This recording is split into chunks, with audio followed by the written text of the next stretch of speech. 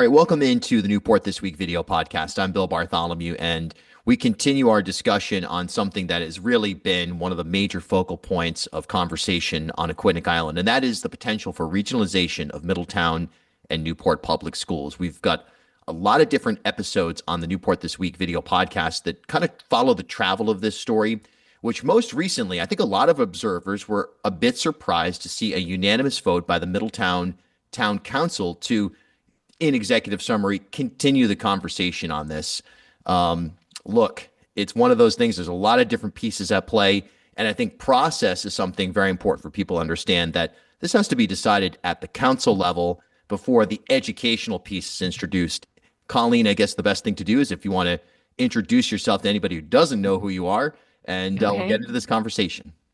Hi, everyone. I'm Colleen Jermain. I'm Superintendent at Newport Public Schools. And Bill, thank you for having me today.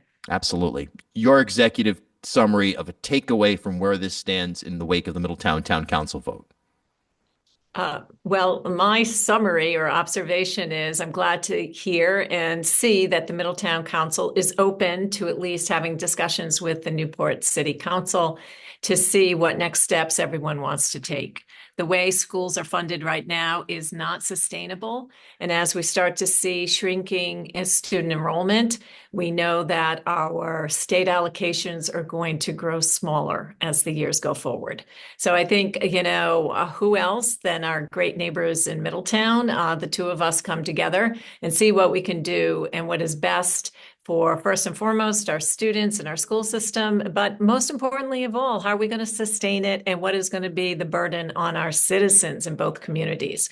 If you know anything about Aquidneck Island, you know that the families in Middletown and Newport have grown up with each other. We've known each other since we've been born.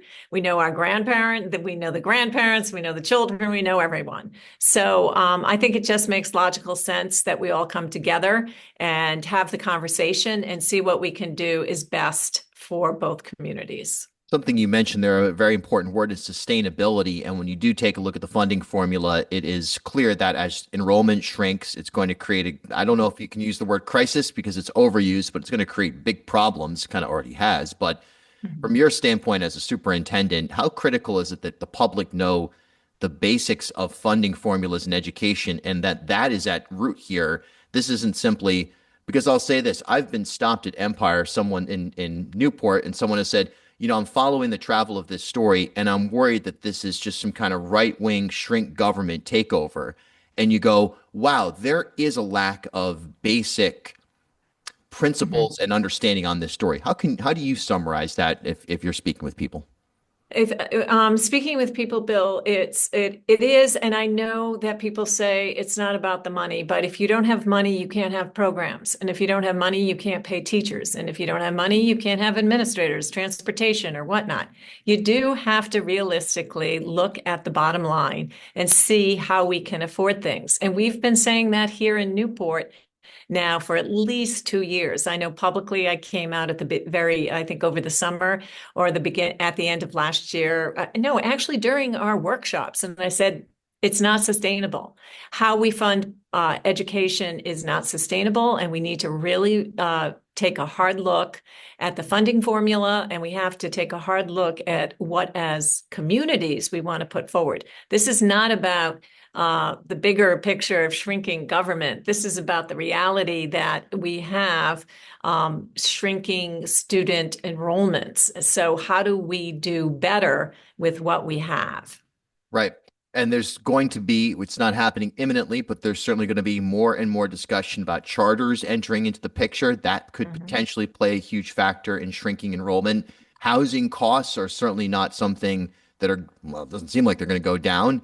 And access for families, middle-class families, to live in Newport and even Middletown is shrinking. So this is not a problem that's going to be gone anytime soon. No one's waving a magic wand to increase enrollment. And with that as the case, your takeaway is, I would assume, this is as serious a discussion as one could possibly have around education because it really is about sustainability in the future. Is that a fair summary? That's a fair summary. And not only is it the families, it's our staff, it's our teachers. It's people trying to get people to come work on Aquidneck Island. The bridges, as much as we joke about it, it is a reality for a lot of people. And so if I'm going to travel down there every day, it's going to be a hike, and I have to go back and forth. And we have teachers now in our school system that are moving off the island because they can't afford anything on the island. So that is a big reality. Right. Last question here, just from your own standpoint. You announced pretty recently, congratulations, that you'll be stepping down as superintendent at the end of the school year, I believe. Is that correct? That is correct. Okay, so Yes, not the Bill. end. It's not a month and change away, which is No, it's okay. not. Plenty of notice. The irony is, everything. It's so funny how life works out. But the irony is, in my amendment of 2023, usually it was in December of the year, the committee and myself, we would get together, or one of the two would say, "Hey, I think it's time for me to go," or vice versa. And this year, I feel after the building project has been completed, we've got the new Rogers High School going forward. We've got a great strategic plan in place. And frankly, I have had other offers that I did not take because I felt it was my responsibility to fulfill this obligation. And I live in Newport, and I want the best for our citizens and our students. So I did make the decision that I do want to step down as superintendent at the end of this school year. So on to more adventures, new adventures, and we'll see what happens. Yeah, and we'll also, of course, see what happens when it comes to the regionalization project here. And, kind of one quick 30-second follow-up. Um, do you see this as a part of your legacy as somebody, are you measuring this from the standpoint of you just listed off some serious accomplishments and and these are, of course, shared accomplishments with school committee voters, Absolutely. taxpayers, and the state. And I think Treasurer Magazine, well, now Congressman, then Treasurer Magaziner would probably have something to Mhm. say about this. There's a lot of people involved here, but at the same time, this school regionalization, is this something you want to see at least get to a point where, before you step down, there is either a decision or some sort of real clarity as to whether this will move forward? Or are you ready to sort of hand that off to the next person and say, I did my job as a steward here. We'll see what happens. I think that would be the icing on the cake if we did go to a vote and in the spring it does happen. I'm more than happy, which I've always said to everyone. I'm here in Newport. I'm not going anywhere else. I'll be more than happy to help in any way I can. Whatever needs to be done, I think for both communities, but that would be great. Wouldn't that be fantastic? There you go. What a double party potentially. Superintendent Jermain, Yep. thanks so much. Appreciate it. All right. Thank you, Bill. Have a nice afternoon.